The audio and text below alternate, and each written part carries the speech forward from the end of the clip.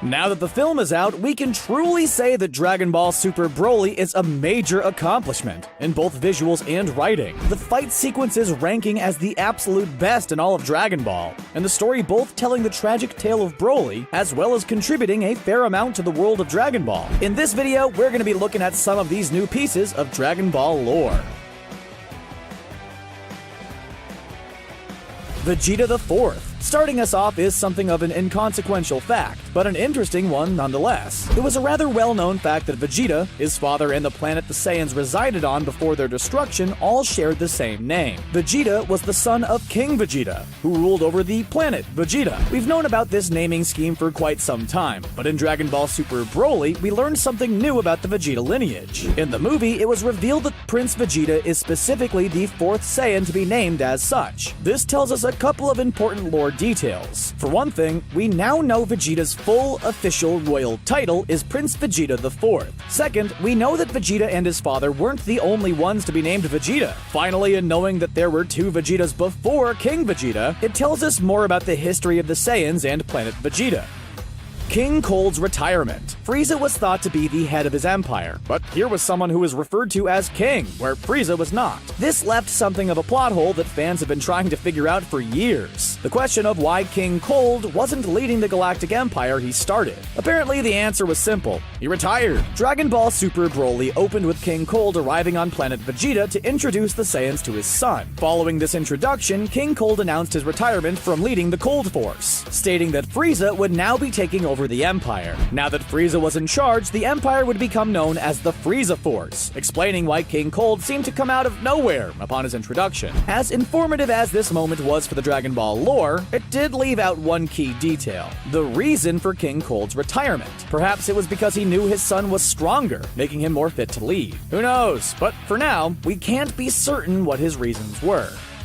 Goku's new move. Goku has gained a lot of new techniques over the years, and it comes as no surprise that he displayed a new move in Dragon Ball Super Broly. In fact, he might have displayed several new attacks, some that we may have missed with how fast-paced the fights were. But one that definitely stood out was when he stopped Broly in his tracks with some sort of psychic technique. This technique was used by Goku in his Super Saiyan God form, and from what we can gather, it involves using energy to prevent an opponent from moving or attacking for a short period of time. This ranged grappling technique is brand new to the series, and although it doesn't have the same name yet, it tells us that Goku has further learned to use his Super Saiyan God form. Also worth noting is that Broly, after escaping this technique, learned to do it himself, immediately turning it back on Goku, confirming that, like Goku, Broly is capable of quickly learning techniques.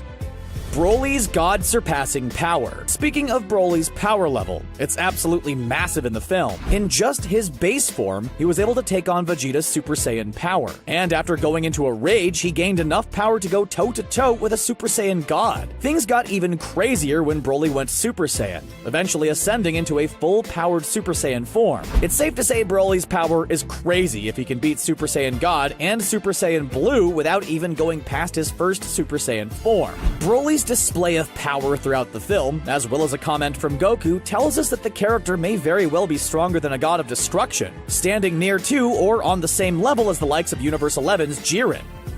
Vegeta's training goals. For the majority of Dragon Ball Z and even Dragon Ball Super, Vegeta's goals and motivations have almost always centered around surpassing Goku. After his initial defeat at the hands of the low-class Kakarot, Vegeta swore that he would get stronger, sparking a rivalry that was driven by Vegeta's desire to ascend to a power level greater than Goku's. However, in Dragon Ball Super Broly, we learned that Vegeta had a new goal in mind when it came to getting stronger. The present-day part of the film opened with Goku and Vegeta sparring, leading Whis to ask the reason behind Goku's training. Goku answered with his usual, to fight strong enemies shtick, and when Whis asked the same of Vegeta, he gave a rather surprising answer. With great frustration, Vegeta stated he was getting stronger in order to face Frieza were he ever to come back to Earth, blaming Goku for the villain's resurrection. This was a shocking answer for two reasons. The first being that it wasn't Vegeta's usual answer to the question, which was to surpass Goku, and the second reason it was so surprising was because it was rather noble and heroic. Sure, it's not like Vegeta's a villain anymore, but to hear him straight up mention that he was training to protect the Earth came as a big surprise.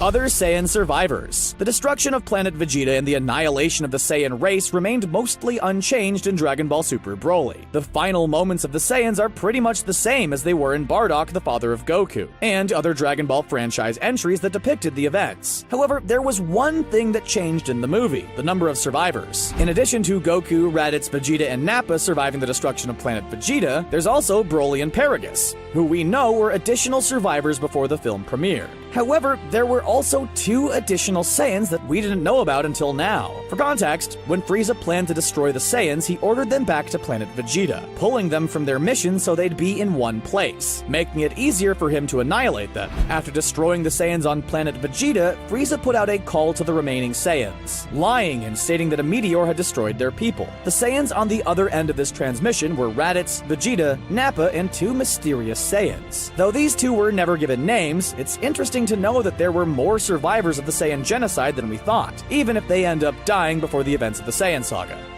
Tarble is canon. On top of confirming the existence of additional Saiyan survivors, the scene we just mentioned also confirmed something that fans have been wondering about for a long time. While mourning the destruction of planet Vegeta and all the lives lost, the 2 Saiyans we discussed earlier asked Vegeta and Raditz about their families, and in answering, Vegeta confirmed the existence of his brother Tarble. Tarble was first introduced in Yo! Son Goku and His Friends Return, a Dragon Ball OVA that was never dubbed in English. Tarble was more or less the center of the OVA's plot, but aside from this animated special, the character has never made another appearance in the franchise. Because of this, fans were unclear if he was actually canon, a question that was made even more unclear by the fact he was alluded to in Battle of Gods, but not in the Dragon Ball Super adaptation of the story. However, this scene in Dragon Ball Super Broly finally answers the question of whether or not Tarble exists in the main canon of Dragon Ball, Vegeta's mention of his brother confirming it.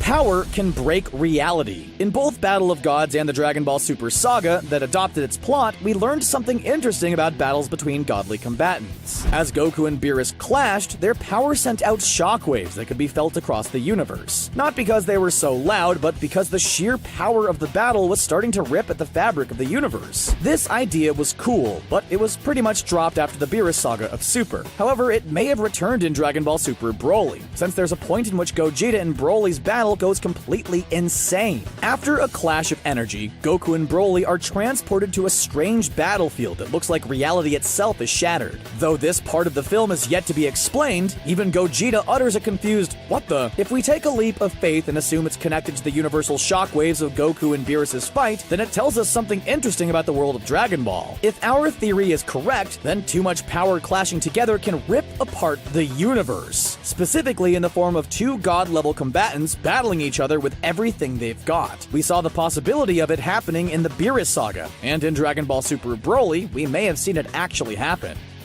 Saiyan electricity weakness. This is another one that is part theory, part fact, but it's still worth exploring. In the original Broly movie, Paragus created a necklace device to control Broly's bloodthirsty personality, calming him down so his sadistic nature didn't come out. In Dragon Ball Super Broly, this idea was changed around a bit. Instead of Broly being sadistic in nature, his power sometimes makes him lose control. And when that happens, Paragus uses a remote to shock Broly into submission via a collar around his neck. The change from a personality and power dampener to a simple shock collar tells us something interesting about Saiyans. They may have a weakness to electricity. Normally, Saiyans are depicted as being largely immune to all kinds of attacks, hazards, and extreme environments. Heck, Goku and Broly fight in a magma pit and come out unharmed later in the movie. Yet Broly is shown crying out in pain when shocked by the collar, which Paragus claims only uses a low-level shock.